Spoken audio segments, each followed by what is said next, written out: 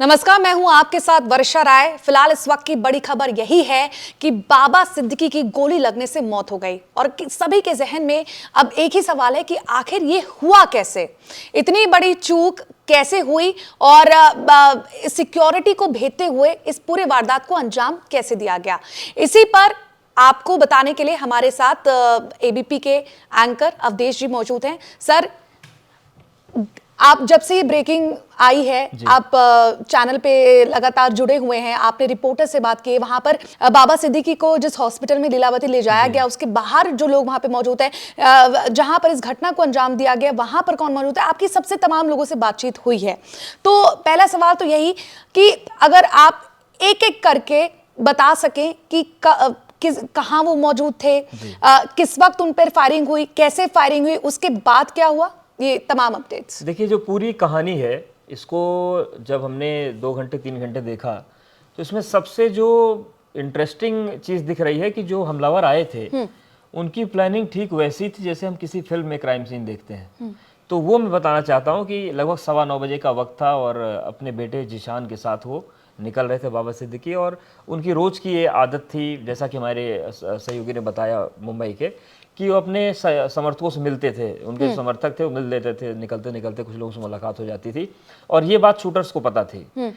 तो हमला करने के बाद उन्हें भागना भी था और हमला वो कर दें, क्योंकि गाड़ी निकलने के बाद फॉलो करके कहाँ मारेंगे ये शायद उनके सामने रहा हो, तो उनको वहीं पे शूट करना था, तो उनके समर्थक मुश्किल ना बन जाए ये भी उनके ध्यान में था। तो उनकी प्लानिंग ऐसी थी कि सबसे पहले उन्होंने एक बम वहां पर मारा और ये माना जा रहा है कि शायद वो टीयर गैस वाला बम था, हालांकि ये पुष्टि तो पुलिस करेगी। तो क्योंकि बहुत भीड़ भाड़ वाला इलाका है, बांद्रा वेस्ट जी, ईस्ट बांद्रा ईस्ट भीड़ भाड़ वाला इलाका है और दशहरा है, तो काफी भीड़ तो ऑलरेडी वहां पे होगी। जैसा कि आपने कहा, समर्थकों का जमावड़ा था, जब वो बाहर आते तो ऐसा लगता था कि पूरी फौज उनके साथ चल रही है जी। और ये शूटर्स को पता था कि ये स्थिति बनेगी तो हम हो सकता है पकड़े जाए वहीं पर। तो उन्होंने सबसे पहले बम फोड़ा। उस बम को फोड़ने के बाद जो ये लोग थे, क्या उससे कोई बहुत तेज धमाका हुआ? लेकिन बगल में एक मंदिर था, तो इन लोगों को ऐसा लगा कि वहां पर दुर्गा की प्रतिमा का विसर्जन होगा। अच्छा। इन्होंने पटाखा समझा, लेकिन ऐसा बताया जा रहा है कि वो पटाखा नहीं था, वो टीयर गैस था और एकदम से वहां पर धुआं उठा, सब कुछ दिखना बंद हो गया, लोगों की आंख जलने लगी और गला जलने लगा। इन सब के बीच बाबा सिद्दीकी बैठ गए अपनी गाड़ी में और 5 फायर उन पर किया गया और किसी कुछ समझ नहीं आया, क्योंकि धुआं फैल चुका था, लोगों की आंखों में खुजली हो रही थी। तो वो समझ नहीं पाए, तब तक 5 फायर हुए। 3 गोली बाबा सिद्दीकी को लगी, 2 उनके सीने में लगी। अभी लीलावती अस्पताल से जो अपडेट आया है कि वो दोनों गोली आर पार हो गई थी उनके शरीर के, एक पैर में लगी थी। तो ये पूरी घटना उनके साथ कार में बैठने के बाद हुई है। कार में जब बैठे तो उनको गोली मारी गई और वो जो तस्वीरें हैं, शीशा टूटा हुआ दिख रहा है। इसमें एक चीज और भी है, एक फोन कॉल ने, माफ करिएगा पर मेरी एक और जिज्ञासा है पूछने की, क्या कार के किस साइड वो बैठे हुए थे? क्या वो पीछे बैठे थे? नहीं, किस तरफ से उन्हें घेरा गया? आगे बैठे थे, रेंज रोवर कार थी उनकी, आगे का जो शीशा उससे फायर किया गया है और उसमें दिख रहा है बकायदा कि कैसे जो गोली है वो शीशे को चीर कर अंदर घुसी है। तो वो 2 गोलियां उनके सीने पर लगी, एक पैर में लगी उनके। सबसे अहम बात है कि आज पूरा परिवार खत्म हो जाता, बाप बेटे दोनों खत्म हो जाते। परिवार का मतलब ये, जिशान को एक फ़ोन कॉल ने बचा लिया। ये जानकारी निकल कर सामने आ रही है कि जब बाबा सिद्दीकी बैठे तो जिशान भी कार में बैठ गए थे। एक फ़ोन कॉल आया उनका और वो बात करते हुए बाहर निकल गए और वो बात करके बाहर निकले, इन सब के बीच ये पूरा घटनाक्रम 5 मिनट के अंदर हो गया। तो ये पूरा क्राइम सीन है। तो आप समझिए कि जो शूटर्स की तैयारी थी वो ऐसी थी कि हमारा 100% पूरा टारगेट तय रहेगा। आप अंदाज़ा लगाइए कि इतने उहापोह की स्थिति में 5 फायर होते हैं, जिनमें से 3 गोली टारगेट को लग जाती है। तो आप ये भी अंदाजा लगाइए कि जो शूटर हायर किए गए थे वो कितने पक्के रहे होंगे, कितने वो प्रोफेशनल रहे होंगे कि 5 में से 3 गोली लग जाती है और 2 सीने को चीर देती हैं ताकि उनका मरना भी पक्का हो जाए।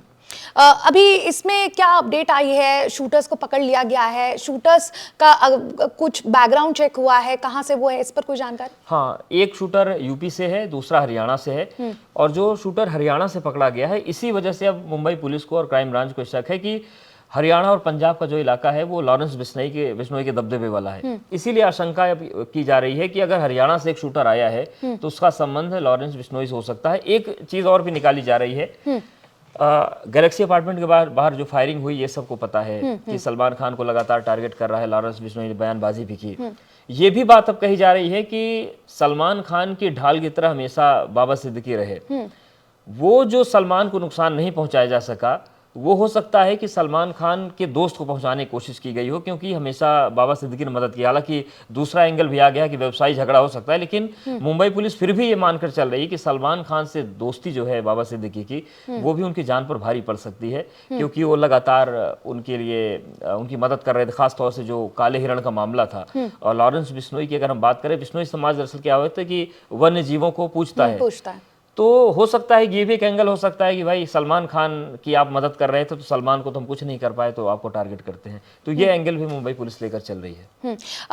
क्या सलमान खान की तरफ से कोई रिएक्शन अभी तक आया है? क्योंकि हम लगातार आप जो फुटेजेस देख रहे हैं, हमने हॉस्पिटल के बाहर सुनील दत्त को देख लिया, फिर कई स्टार्स वहां पर मौजूद हैं। क्या सलमान, और ये भी अपडेट आया कि सलमान खान बिग बॉस 18 की शूटिंग कर रहे थे, वो कैंसिल उन्होंने की। क्या अभी तक वो उनके घर या लीलावती अस्पताल के कोई भी फुटेज उनकी अभी सामने आई है? नहीं, उनकी तस्वीर तो देखने को नहीं मिली, लेकिन अभिनेताओं में सबसे पहले व्यक्ति सलमान खान ही थे जो लीलावती अस्पताल पहुंचे थे।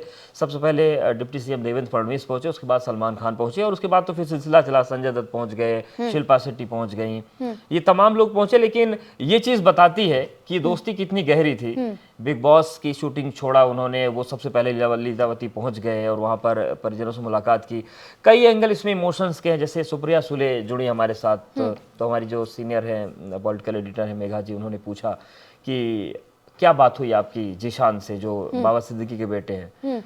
तो बोले कि वो बच्चा टूट चुका है पूरी तरीके से, वो रो रहा था कि सब कुछ खत्म हो गया। हालांकि उस वक्त उनकी मृत्यु की पुष्टि नहीं थी, तो सुप्रिया सुले ने यह समझाने की कोशिश की कि सब कुछ ठीक हो जाएगा, लेकिन सब कुछ ठीक नहीं है। तो इसमें कई पक्ष हैं, इमोशंस वाले भी हैं। खासतौर से दोस्ती वाली अगर हम बात करें तो अबू आज़मी पहुंचे। उनका कहना था कि भाई बाबा सिद्दीकी तो ऐसे व्यक्ति थे जिनका किसी से दुश्मनी थी नहीं थी, न तो कोई बिजनेस की राइवलरी थी, न तो किसी से व्यक्तिगत तौर पर कुछ था। तो लोगों के लिए यकीन करना ही मुश्किल हो रहा है कि बाबा सिद्दीकी को कोई कैसे मार सकता है। हालांकि अब ये चीजें धीरे धीरे सामने आएंगी, लेकिन इतना तो तय है कि जिसने भी ये साजिश रची है वो कोई बड़ा व्यक्ति है, बड़ा आपराधिक मानसिकता वाला व्यक्ति है। वरना सोचिए, मतलब मुंबई का इतिहास आप देख लीजिए, एक दशक के बाद इतनी बड़ी घटना हुई है। 2008-9 तक तो सुनाई पड़ता था गैंगवार हो गया, गोली चल गई, आखिरी जेडे मर्डर था वही दिन दहाड़े हुआ था, उसके बाद फिर ऐसा कुछ भी नहीं हुआ था। लेकिन इतना प्री प्लान्ड की, मतलब वहां पर पहले आंसू गैस का गोला छोड़ा जा रहा है, लोगों को दिखना बंद हो जाए, मदद न मिले। वो तो शूटर मेरे ख्याल में भागने में भी कामयाब होते, लेकिन आज दशहरा था, दो बड़ी रैलियां थी, वहां पर चेक पॉइंट्स तमाम बने हुए थे।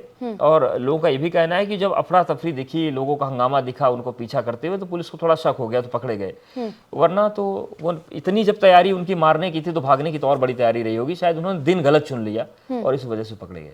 इलेक्शंस भी आने वाले हैं, महाराष्ट्र में असेंबली इलेक्शंस।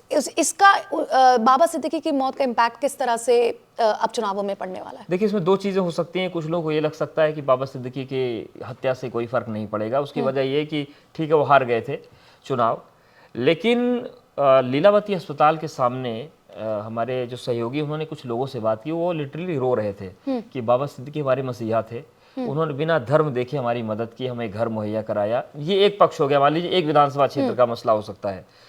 लेकिन इस घटनाक्रम के बाद महाराष्ट्र का कोई भी ऐसा लीडर नहीं है जो रात को 11 बजे किसी चैनल के फोन लाइन पर नहीं आया, जिसने बयान नहीं दिया। मुख्यमंत्री एकनाथ शिंदे को यह बताने के लिए सामने आना पड़ गया कि 2 शूटर्स को पकड़ लिया हमने और तीसरे को हम जल्दी पकड़ लेंगे। बिल्कुल।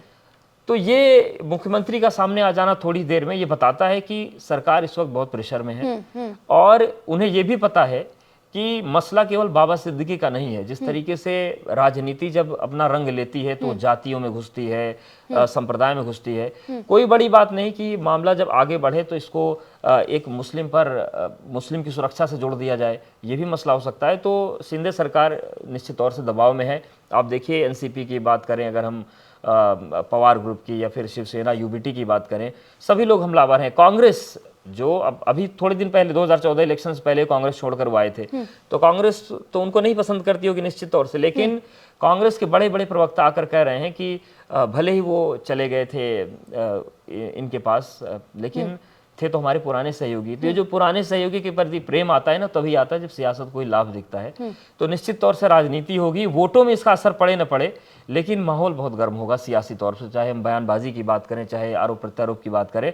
और कानून व्यवस्था को लेकर तो सवाल सबके मन में है। ये सवाल हमने भी कई बार पूछा कि भाई कानून व्यवस्था की ये स्थिति है कि 15 दिन पहले बाबा सिद्दीकी को एक लेटर जा रहा है धमकी वाला, और उसके बाद भी इतनी बड़ी घटना हो जा रही है, तो इंटेलिजेंस फेल हुआ है और कानून व्यवस्था के लिए चुनौती है ही। जी, हमारे साथ जुड़ने के लिए और इस पर तमाम जानकारी देने के लिए आपका बहुत बहुत शुक्रिया। बहुत धन्यवाद आपका भी। इससे जुड़े तमाम अपडेट्स के लिए देखते रहिए सिर्फ और सिर्फ एबीपी लाइव।